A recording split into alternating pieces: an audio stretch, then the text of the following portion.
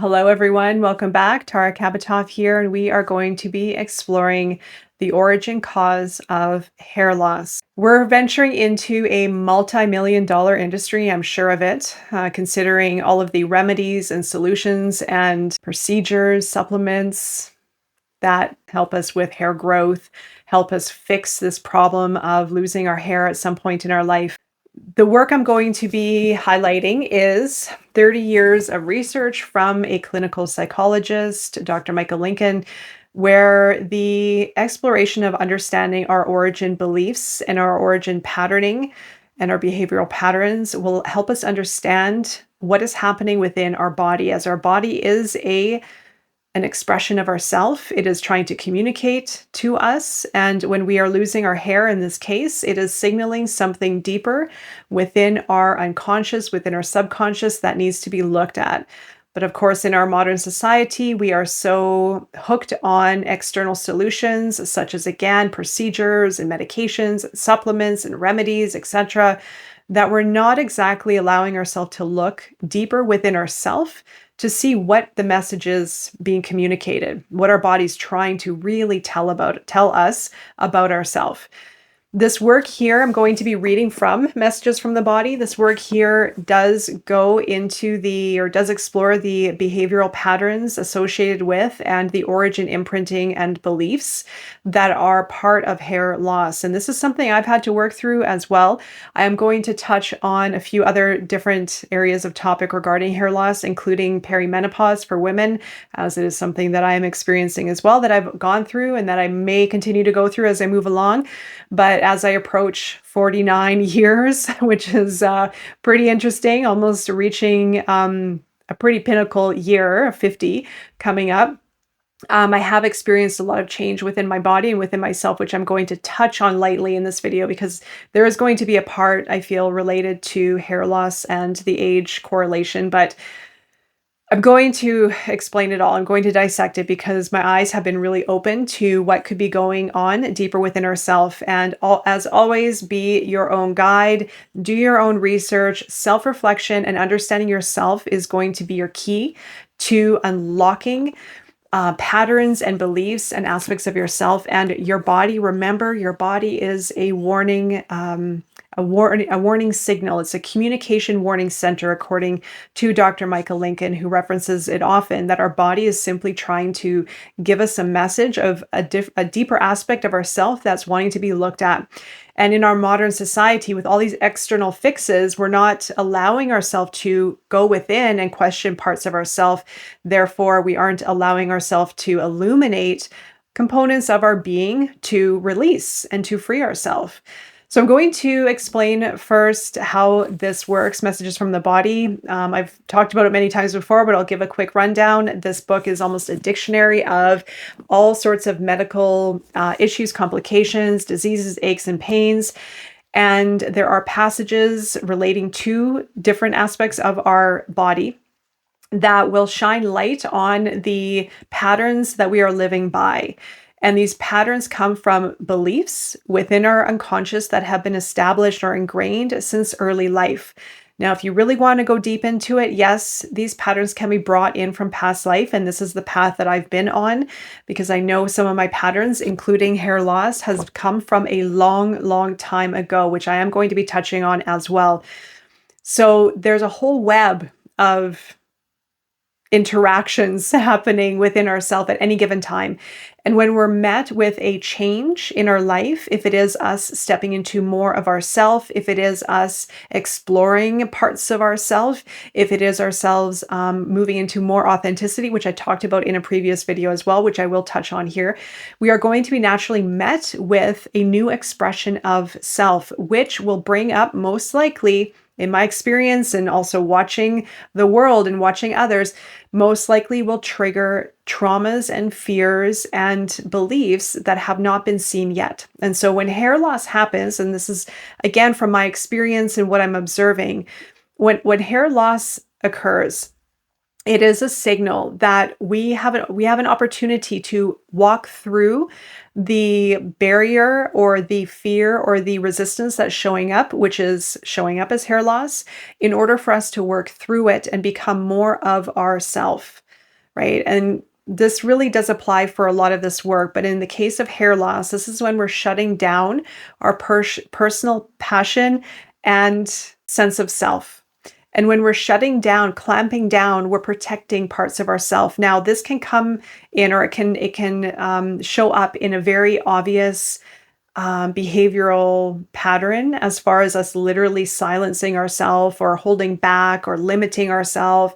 Or it can show up in very, very subtle ways that we may even be ashamed of, because I'm going to speak to a few areas in here that are going to be quite sensitive. Not too long ago, I saw a video from a really nice young woman who was coming out of a very long duration of inner work. So I believe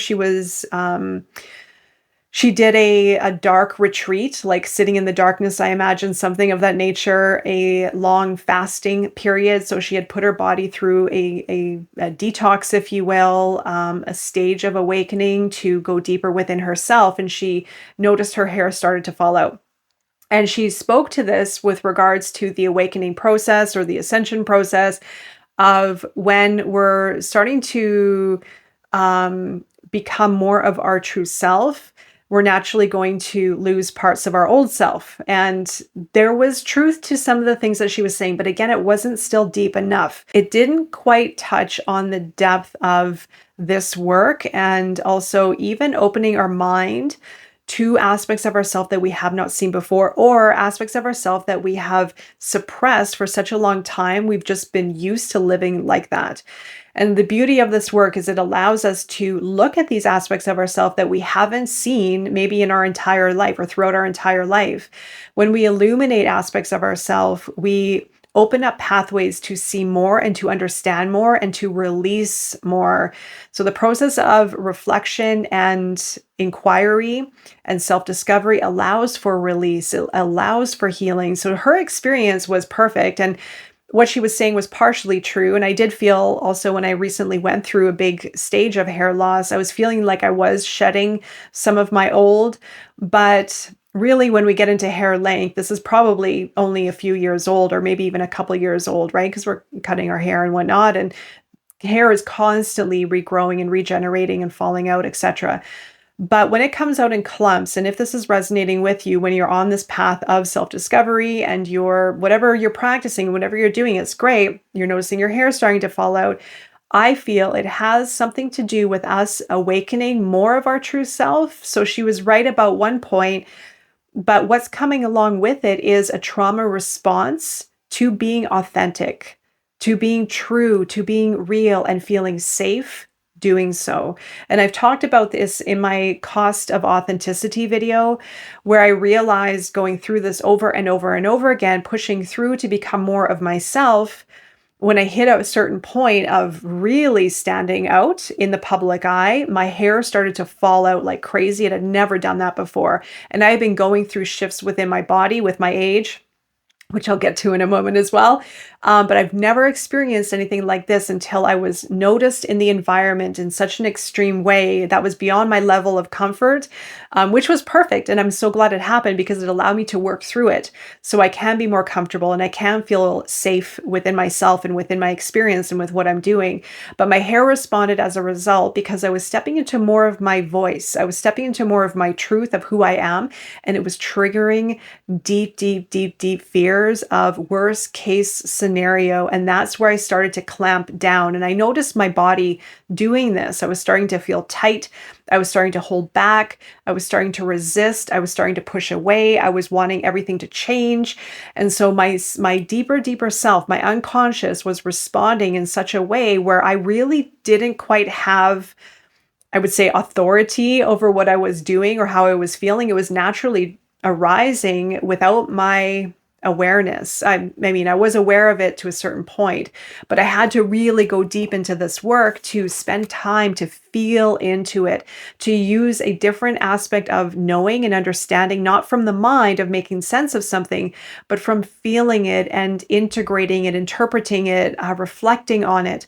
And that's where we're going to notice the biggest changes in our life. It's not through our way of making sense of things and trying to organize and structure and keep it in a contained sense of knowing, like in our outer reality, meaning supplements and procedures and all the superficial things that are in our industry that complicate the knowing or the opportunity or ability to go deeper within, but don't allow us to look deeper within to actually see what is really going on within ourselves, to get real about ourselves.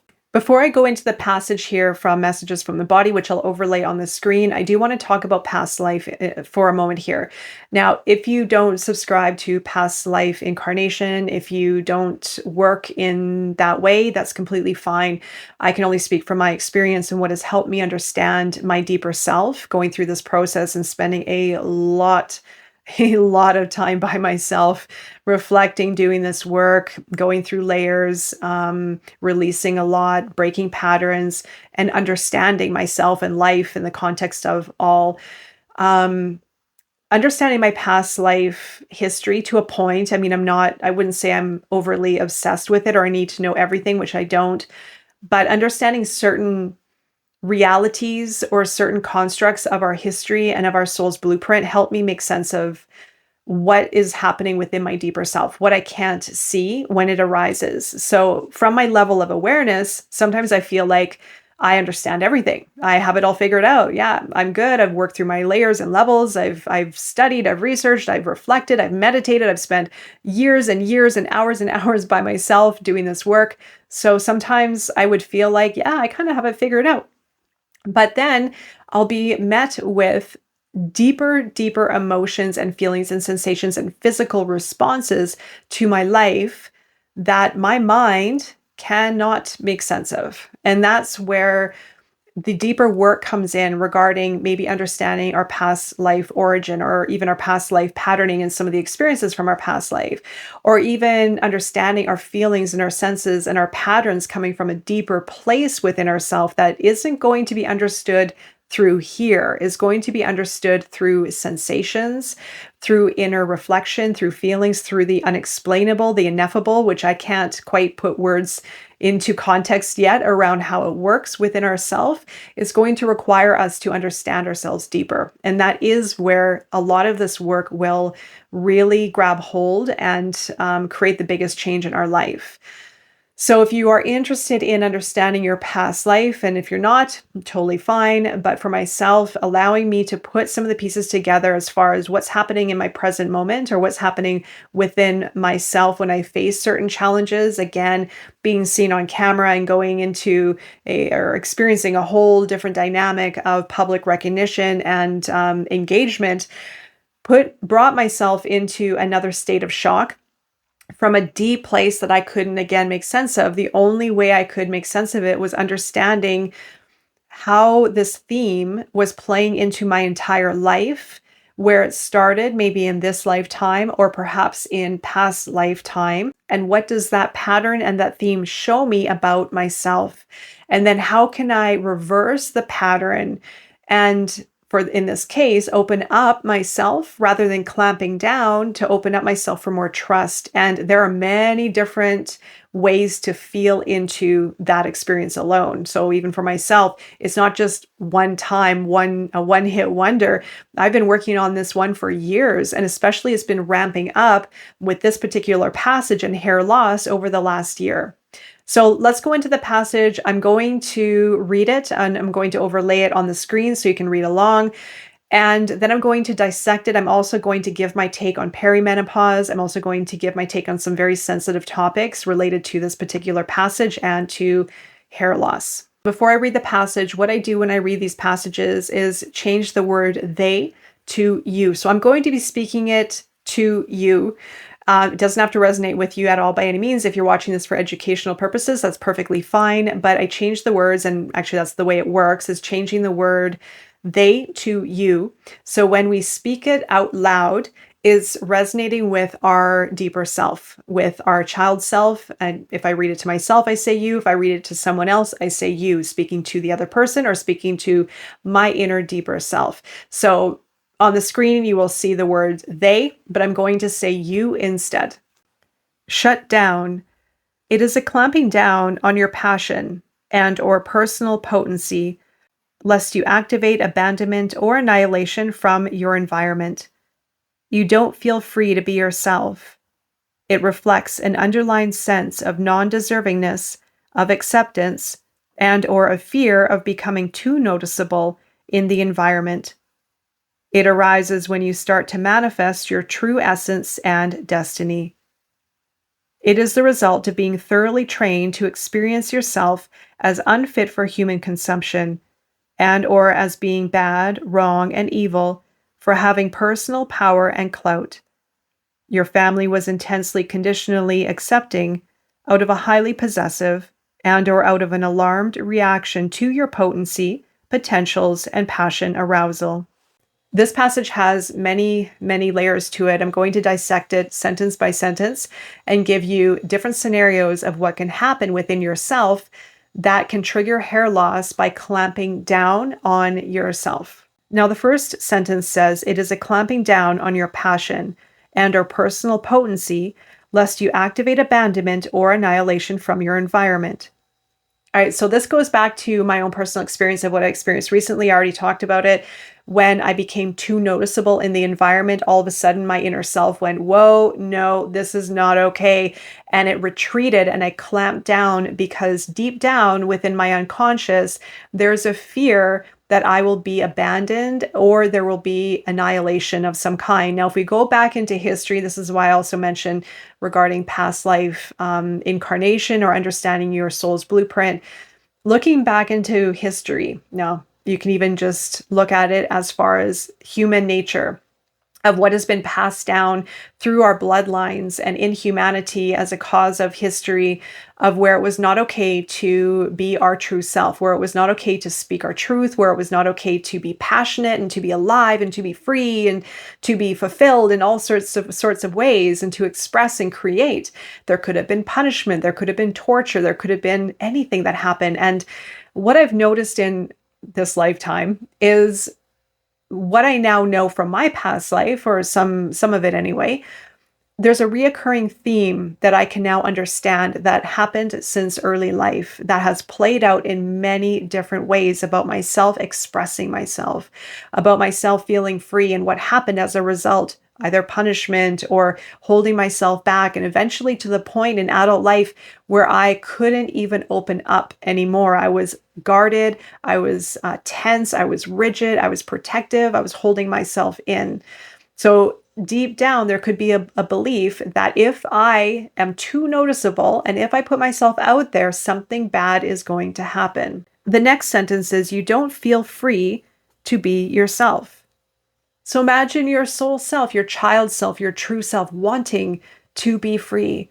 But then there's a part of you that's saying, oh, it just feels weird. It feels uncomfortable. It doesn't feel safe. I don't like it. It's foreign. And then over time in life, we live with that feeling of holding ourselves back, even though our true self wants to be free, wants to be pure, wants to experience life, wants to create, live fully and freely without the limitations and the barriers and restrictions. Well, if we don't feel free to be ourselves, that's a false belief of it is not okay to be free. Then we also may, and this goes back into some of the messages I've been talking about or some of the videos I've been mentioning, levels of control, about how we can be very isolated or very controlled with regards to our inner self. So protecting, isolating, also creating different expressions of control as a mechanism to make ourselves feel safe. So in this case, the individual does not feel free to be themselves. Therefore, again, holding themselves back, afraid of being judged or criticized. So there's a clamping down on the self. It reflects an underlying sense of non-deservingness, of acceptance, and/or a fear of becoming too noticeable in the environment. So in this case, again, being afraid of being too noticeable in the environment, but undeserving. So there's an undeserving aspect of self, feeling that I don't deserve, I'm not good enough. I'm not good enough. I'm not smart enough. Maybe I don't deserve what I want in return, which can also lead to a lack of confidence. Maybe I don't deserve everything I want on a deep level. There can be a feeling of I don't deserve or I don't belong. And so I'll give some exercises of how to work out of this afterwards, but awareness and understanding this is going to be the biggest, or going to create the biggest shift. It arises when you start to manifest your true essence and destiny.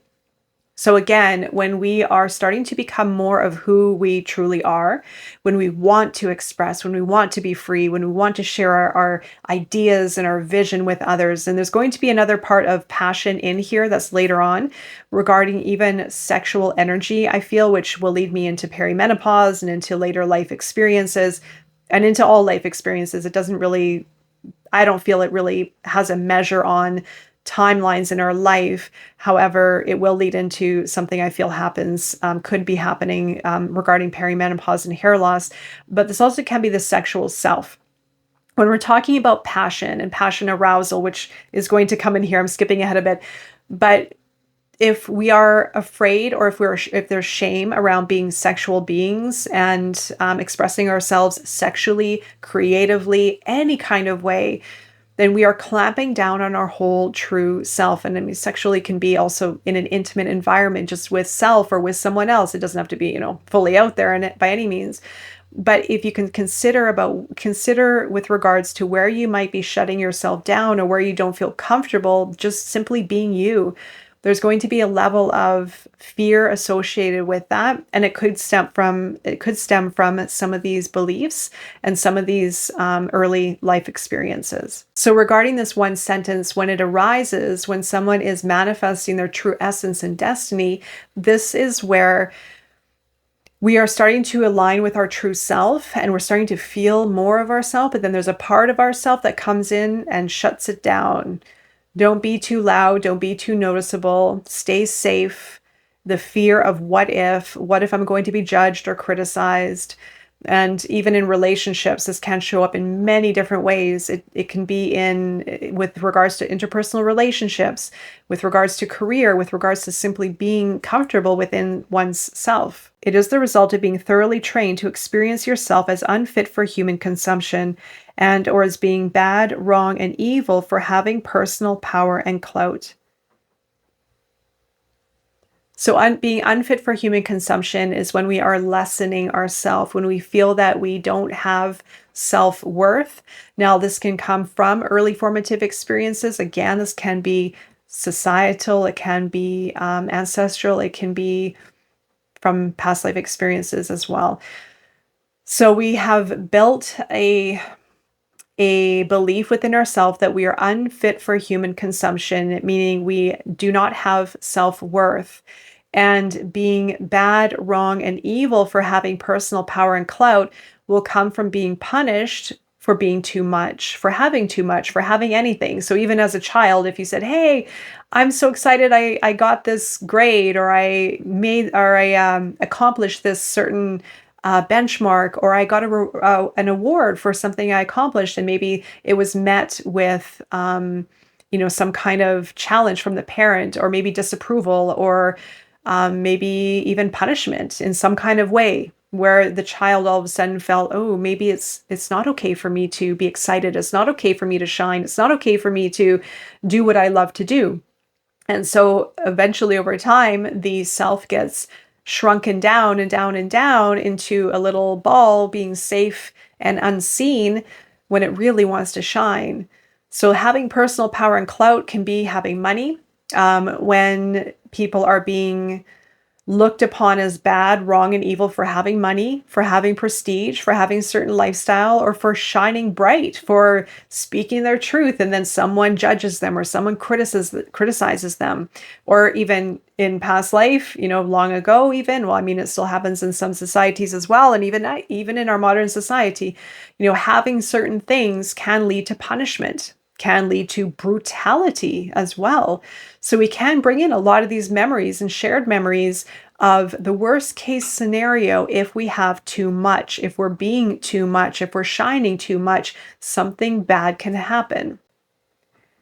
Your family was intensely, conditionally accepting out of a highly possessive and or out of an alarmed reaction to your potency, potentials, and passion arousal.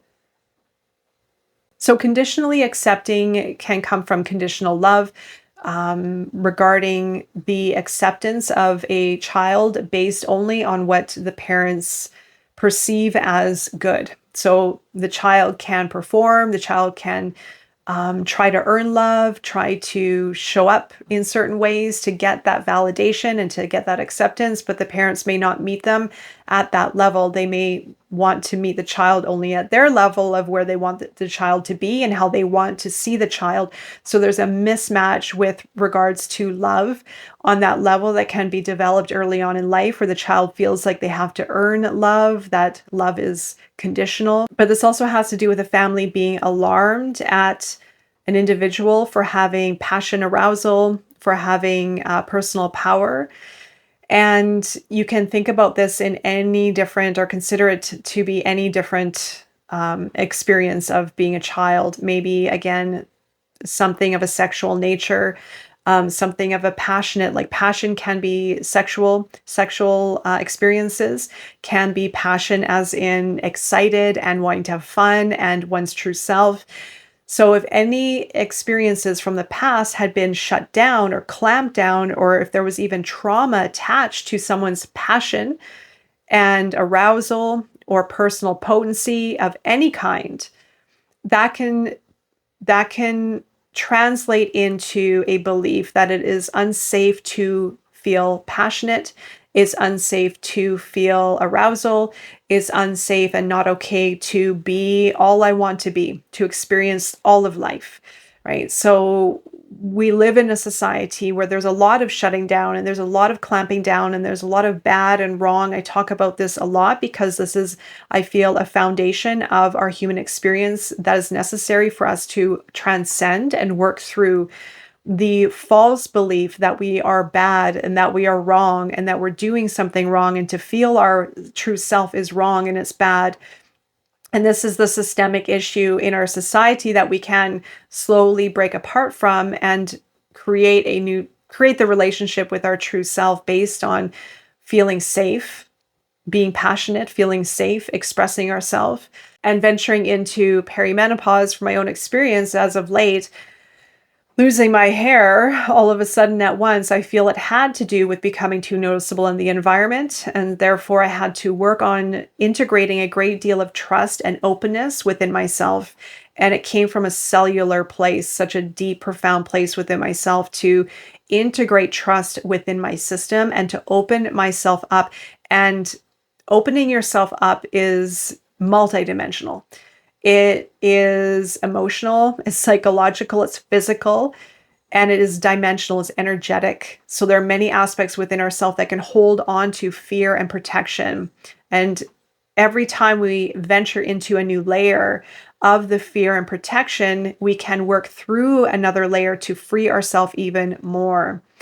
And moving into perimenopause, as I spoke about, one of the conditions that we may fall into later on in life, even men and women, I don't mean to signal out women because I don't feel it's necessarily a gender thing by any means, obviously not. But there's a lot of talk everywhere. People talking about hair loss for women and thinning hair for women when they reach a certain age, which I don't believe is true. I mean, it's true in the sense that it happens, but I don't believe that it's simply a physical reaction to age.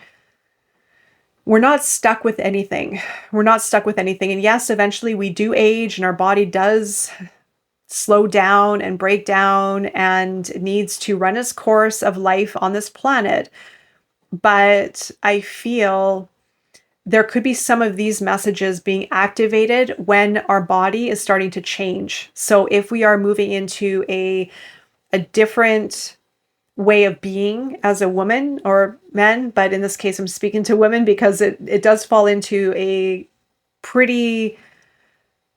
very prevalent topic in society that I catch a lot. I catch a lot of women talking about hair thinning and a lot of women working on remedies and solutions for hair restoration and regrowth. But I feel that when we are reaching certain periods in our life, if it is through force, if it is the natural progression, if it is through awakening, ascension, when we are starting to become more of ourself, and as we mature, we naturally can become more of ourself because we are feeling more comfortable with who we are. But we also may be met with some of these dormant beliefs that are reaching a certain heightened point in our life because we are starting to change, because our body is starting to change, because of maybe aspects of ourselves are starting to change. And in some ways, if this is maybe sexual, if it is about passion, I know in later years it's talked about a case of shutting down sexually can be a symptom of perimenopause, but I don't feel that is necessarily true. There are reasons for certain experiences that we may go through within ourselves. It can be a mechanism based on past patterning and past beliefs of fear, wanting ourselves to shut down for many different ways. So I do feel with regards to perimenopause, definitely regards to hair loss, I feel there are deeper correlations and deeper meanings. My hair is now growing back and my hair is now a lot stronger, but it's going to take some time and I will keep you updated on it because it is something I'm working on. But this is not only about the hair. This is also about how I feel within myself. This is also how I see my life and how I can relate to others and relate to life as well with regards to the full spectrum of reality. So it's not just about the hair. I'm focusing obviously on the hair component, but there are messages within it that are related to many aspects of our life. And once we understand what the hair loss is trying to say, then we can work on other areas of our life. Are we shutting down sexually? Are we shutting down our passion? And why? Where does that come from? Are we dimming our voice? Are we holding ourselves back? Are we isolating? And why? Where does that come from? There are many different ways to look at this. So I encourage you to reflect. You can go back. I will timestamp the actual passage so you can go back and read it at any time and pick it apart. And you can relate it to yourself and to your life experiences in the way that works for you. This is not to be taken so literally. And as I'm saying it here, you can translate it into any type of situation and experience and sensation that works for you. But this will hopefully allow for a bit more introspection, a bit more self-inquiry to understand maybe some of the patterns that have been with you for maybe most of your life or some of your life. And if you're experiencing hair loss, perhaps look within of where you might be clamping down or holding down and where did it originate. And try to find the origin imprinting, the origin causation that had led to a series of events leading up to today. And how are you feeling within yourself today based on some of these areas that we have covered? If this resonates with you, then how can you move through it to allow yourself to open up more? Maybe open up your voice more, open up how you feel around people more. Maybe start doing something that you've always wanted to do, but you felt that it was unacceptable in early life. Maybe even opening up yourself sexually in certain areas to awaken aspects of yourself without shame or without feeling guilty or bad or wrong or evil. Maybe allowing yourself to feel comfortable making a ton of money because that's where you're vibrating at and that's where your abundance levels are at without feeling bad, wrong, or evil, like you have to shut yourself down, right? So this one's going to be a real important one. This has many layers and many levels to it. I suggest to take your time through it and reflect. And awareness heals. Awareness heals. Remember that awareness leads to liberation and freedom within yourself, allowing your true self to be free. And if you would like to learn more about this work, I have the Odyssey of Self with a growing library for members. It's only $8 a month. It will be going up to $11 in 2026, but there's a growing library of work exactly like this for other areas of the body.